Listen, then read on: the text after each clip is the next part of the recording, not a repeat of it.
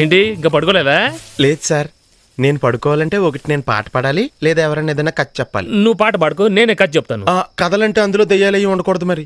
ఏం భయమా? అబ్బే, ఇంత రాత్రిపూట అవన్నీ ఎందుకని. ఏనా సినిమా కథ చెప్పరా? సినిమా కదంటే ఒకసారి నేను కాశ్మీర సినిమా సెకండ్ షో చూసి ఇంటికి తిరిగి వస్తున్నాను.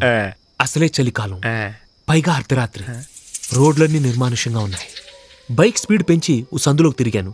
వీధి చివర ఒక స్ట్రీట్ లైట్ వెలుగుతుంది. దూరంగా ఎక్కడో ఊ అని సౌండ్ వినిపించింది. కుక్క కాదు, నక్క. నేనది పట్టించుకోకుండా ముందుకెళ్ళిపోయాను. ఆ సందు చివర ఒక శ్మశానం ఉంది. మా ఇంటికి వెళ్ళాలంటే అది దాటి వెళ్ళాలి. సరిగ్గా నేను శ్మశానం దగ్గరికి వచ్చేసరికి స్ట్రీట్ లైట్ ఆరిపోయింది. నాకు భయం వేసింది. బైక్ ఇంకా స్పీడ్ పెంచాను. సడన్ గా డామ్ అని సౌండ్ వచ్చింది. Tyre puncture. నేను బండిది గబగబా నడుస్తున్నాను. నా వెనకాల ఎవరు వస్తున్నట్టు అనిపించింది. సడన్ గా వెనక తిరిగాను. ఎదురుగా నా ఫ్రెండ్ కనిపించాడు. వాడిని చూసి ఆశ్చర్యపోయి నువ్వేంట్రా ఇక్కడ అని అడిగాను. వాడి మధ్య నేను ఇక్కడే ఉంటున్నాను రా అన్నాడు. నేను ఆ భయం పోగొట్టుకోవటానికి సిగరెట్ ఉందా అని అడిగాను. వాడి చెవిలో నుంచి సిగరెట్ తీసిచ్చాడు. నా దగ్గర అగ్గిపెట్టలేదురా అన్నాను. పర్లేదు, నా దగ్గర ఉందని చూపుడు వేలు చూపించాడు. దాని చివర మంట వెలుగుతుంది.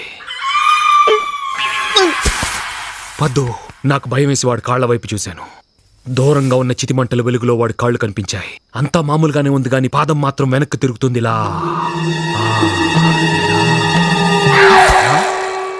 కథలు కావాలంటే యాదవ్కి.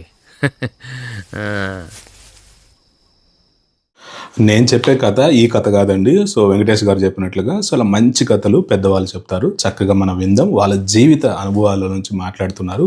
సో పెద్ద కథ ప్రోగ్రామ్ని సక్సెస్ చేయాల్సిందిగా మీ అందరిని కోరుచున్నాను. Thank you.